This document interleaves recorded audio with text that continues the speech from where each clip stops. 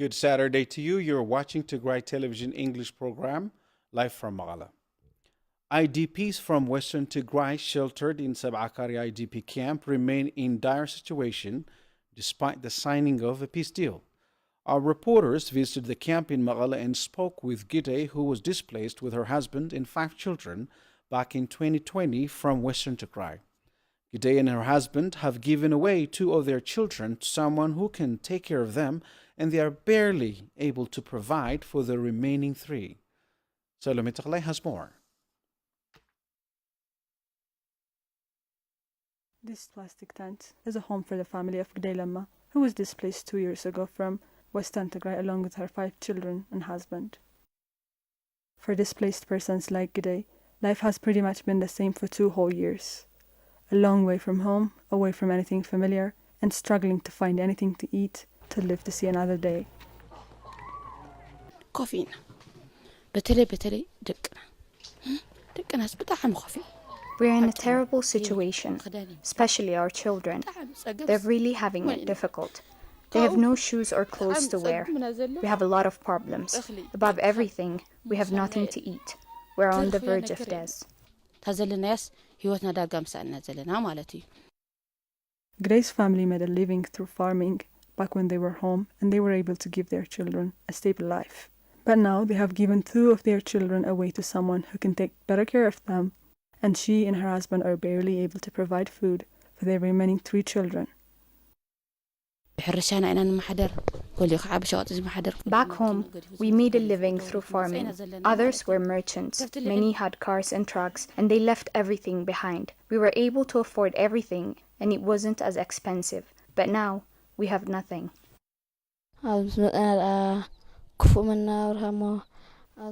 After arriving here, life has been extremely difficult for us. This is just better than sleeping on the streets. The little aid these displaced persons receive lasts them only a couple of days. There are days they go on an empty stomach, and some other lucky days where they have a single meal for a day.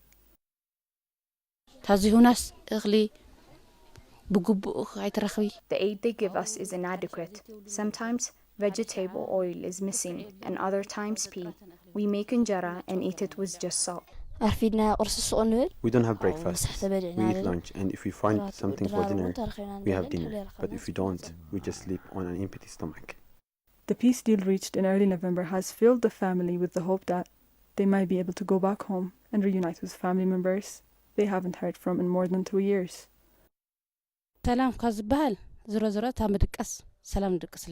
Since the agreement, we've been sleeping peacefully, but there's no aid. We haven't received anything since the agreement.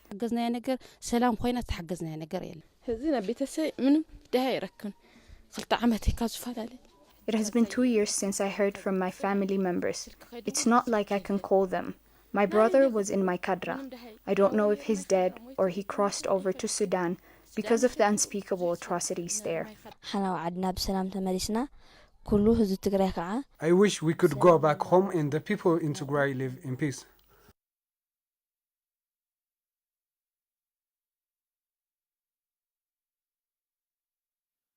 Civil servants in Tigray say they are leading a miserable life as their salaries have been suspended for more than 18 months.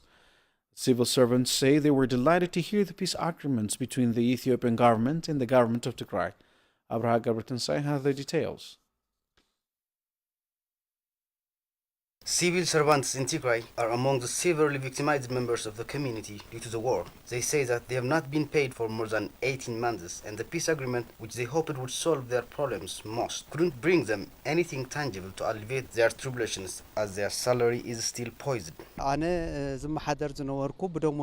used to make my living from a salary I was receiving on a monthly basis. I had to support my family that has 5 members. I couldn't support my family now, as I have not been receiving my salary. We are unable to get health care service when we get sick. We are facing a problem that has never happened in any other place in the world. I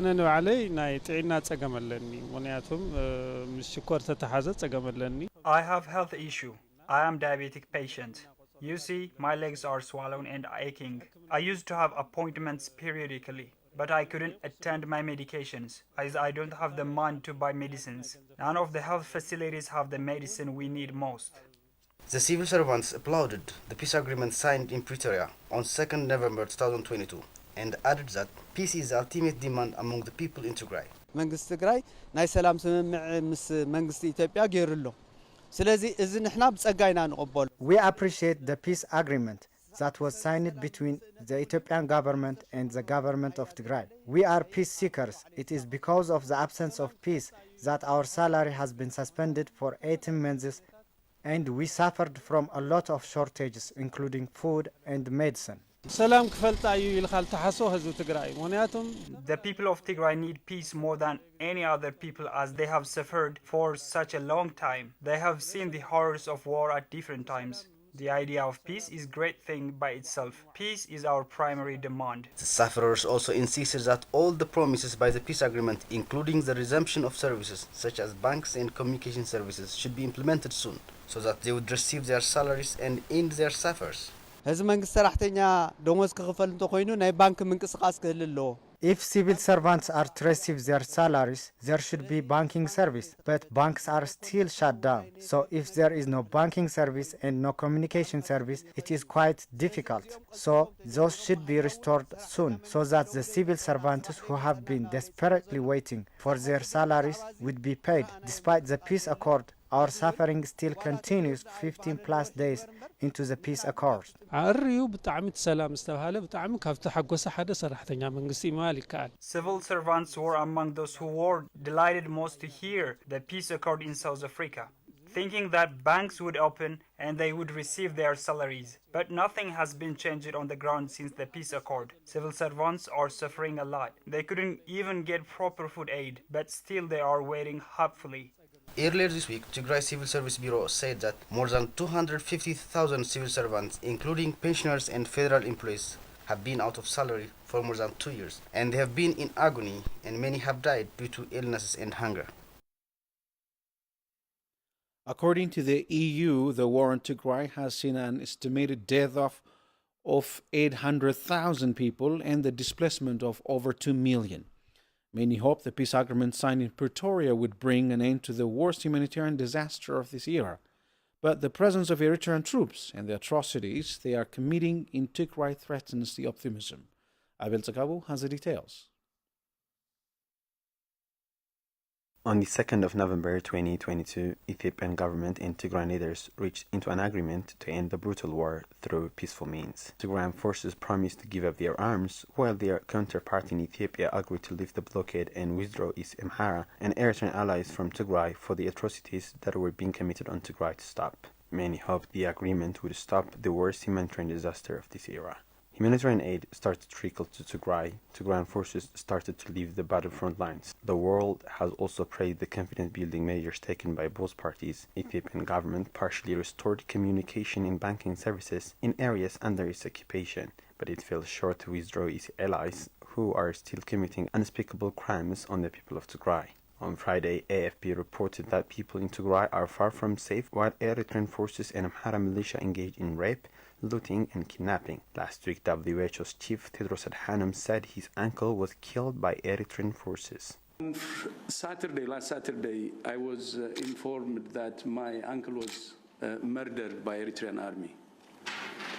And I spoke to my mother, and she was really devastated because he was the youngest from their family, and he was almost same age with me, young uncle. So I was not in good shape, that's why. But good I met you, actually. Thank you. And I hope the peace agreement will hold and this madness would stop. But it just a very difficult moment for me. And he was not alone, by the way. In the village, when they killed him in his home, from same village, more than 50 people were killed, just arbitrarily. In his interview with Tigray Television, head of Tigray Agricultural and Rural Development Bureau Atunkut Mezgaba said Eritrean forces are hampering humanitarian operations in the region. The facts on ground are are not conducive for humanitarian because of the presence of Eritrean forces. They are making a lot of atrocities. According to an update by Tigray Emergency Coordination Center, on the 16th of December, Eritrean troops have killed 42 people just in the district of Salemti. The report also shared the killing of a family of 5 after they refused the abduction of their underage daughter. Last week, we had Emergency Coordination Center meeting in the presence of all humanitarian agencies and UN staffs. We have learned that one underage girl, the Eritrean force were trying to abduct her, and the family resisted because just as member of family, it is very painful to see when your underage daughter is just taken by the Eritrean forces. So the Eritrean forces killed all of them. So this is very bad news. This is just one example. It's very mind-blowing for everybody.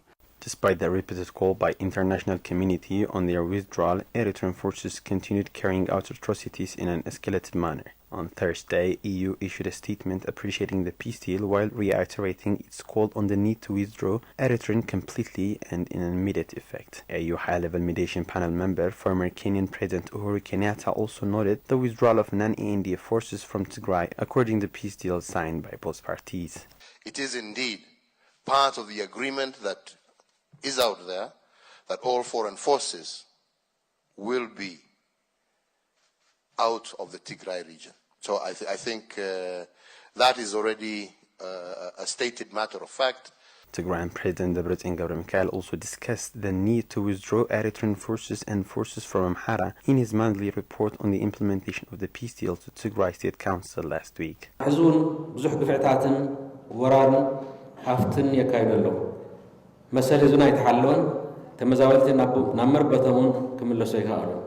To this day, they are committing unspeakable atrocities on our people.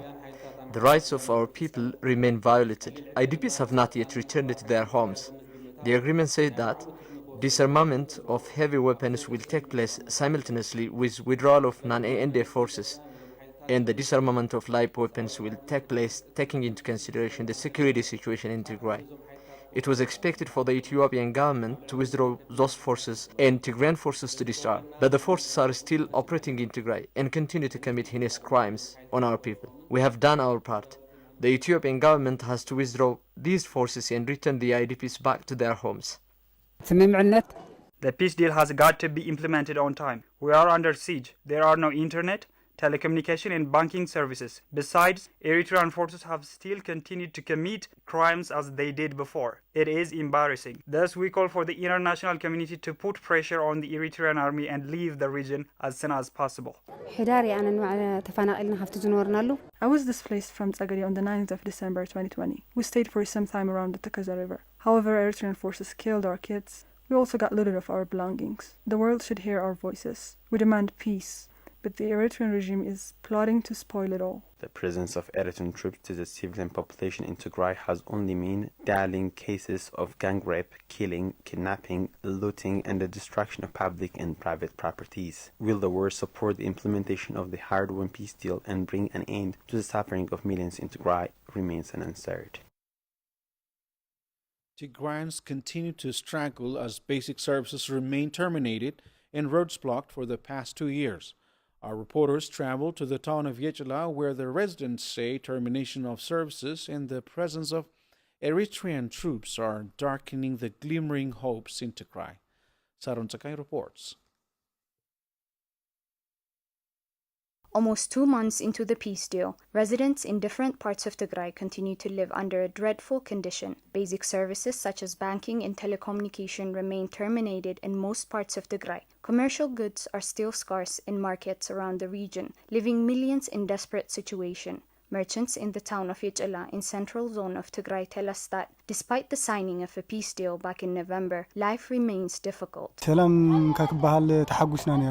were happy when we heard about the peace deal, but nothing has changed. We can't access our savings. We don't have enough money to move around. Transport fee to Magala used to be 60 birr or so per trip, but now even 2,000 is not enough, but we can't stop working.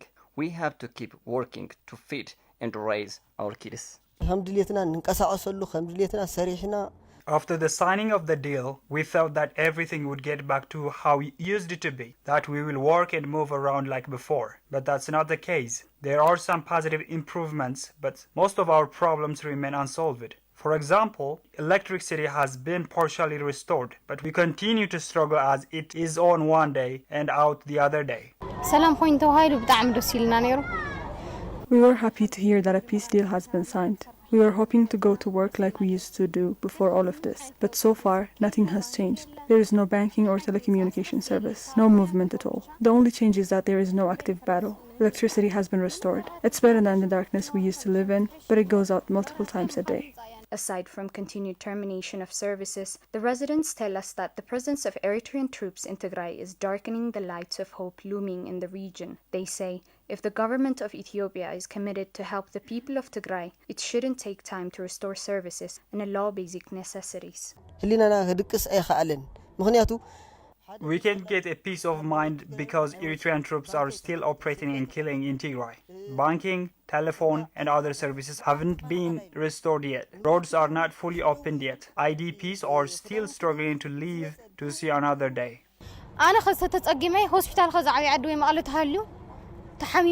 If I get sick and want to get medical treatment, I have to go either to Abi Addi or Maqala. And it's really hard to go there because the transportation fee is really costly. The residents call on all parties and concerned bodies to work on the full implementation of the signed peace deal and the federal government to restore all basic services to save millions in need. Electricity has been restored now. Banking and telecommunication services need to be restored and roads need to be open. Electricity needs to be fully restored. Banking service needs to be restored. Transport services have to start again. All of these things need to be restored. We need banking service to rhythm so that we can work, so that we can feed our children. We need an better access to feed, medication, and other basic items. Children in Tigray are suffering from lack of food and medicine despite the signed peace deal. Burunesh Tesfai, a resident of Adigrat, says the siege has made it difficult to treat her paralyzed daughter. Hadgu has more. Teenager Rugba Hailu, who lives in Adigrat, is at a critical health status due to the lack of food and medication under the siege, which is still continuing despite the signed peace deal. Her mother, Brunesh Tesfai, says that her daughter is now paralyzed and suffering of malnutrition. At this age of hers, I was expecting her to help and take care of me. However, now, I am the one who's taking care of her. That is what makes me cry. The problems we are facing are too many. It is very sad to see her starving and not being able to provide her with anything to eat. Brunesh also noted that, in addition to her daughter's health problem, they both are suffering from lack of basic necessities such as food and clothes. We are at a terrible condition. We have literally nothing at hand. As you can see, we don't have anything. I'm also very worried as I can't provide anything for her treatment such as sanitary materials and clothes. The mother of this suffering teenager calls for help and wishes that the resumption of basic services would be available soon. I wish that the basic services could be resumed soon by the federal government so that we would be able to get help from other people. Local charity organizer Abraha Gabra Anania says that they were trying to help the mother and the daughter. However, now as the siege is still going, it has become very difficult to take care of them.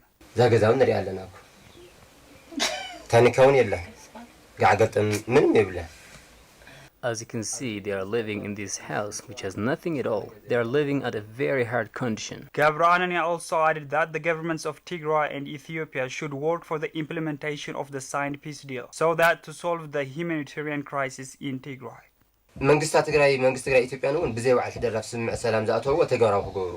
The government of Tigray and Ethiopia should implement the agreement they reached as soon as possible so that we would be safe from this dreadful condition. The 2 years long siege and suffering should end now.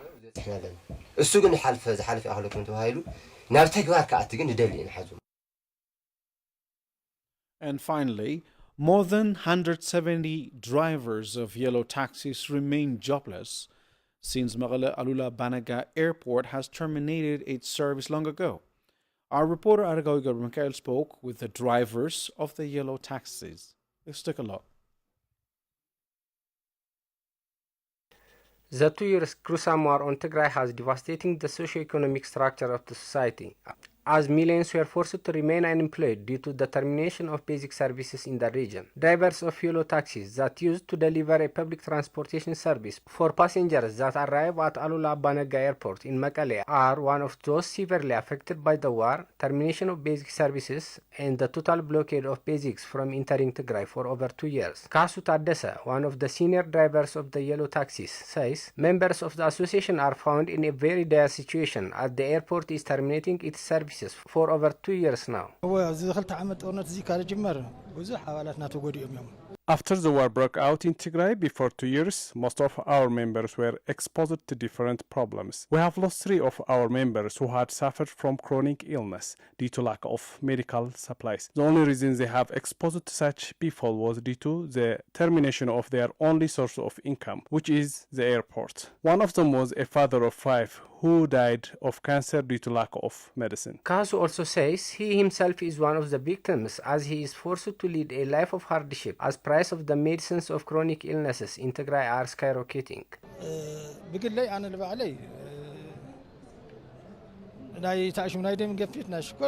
Personally, I am a diabetic and need medicine for my high blood pressure, but the medicine is unaffordable. I couldn't afford to pay for my own medicines. As I am unemployed, so I am forced to live on the charity of others. Rusomi Abiyo, another driver of yellow taxi in Mekelle, says he has been forced to switch his job to a street market as the resumption of airport service in Mekelle remains without hope. I am one of the drivers of yellow taxis in Mekelle that used to work at the airport. But due to the 2 years war on Tigray and the termination of basic services that followed, I am forced to sell small materials at the street market in order to help my family. This is the only means of survival for me and my family these days. Ta'am Haftu, another member of the drivers of yellow taxi in Mekelle, also says the 2 years war on Tigray does not only made him become unemployed, but also become the main cause to lose his property. The impact of the war on me is very heavy, as I am forced to watch my own car, which is the result of many years' hard work, destroyed from time to time. I couldn't be able to move it to a safe place as the price of spare parts is too high. I couldn't afford to pay for parking as I have no income these days. The drivers of the yellow taxis in Mekelle call for the immediate implementation of the signed peace deal of the Pretoria and Kenya agreements between the governments of Tigray and Ethiopia on the ground and the resumption of basic services in order to achieve a lasting peace in the country. That is it for the moment. Thank you very much for watching.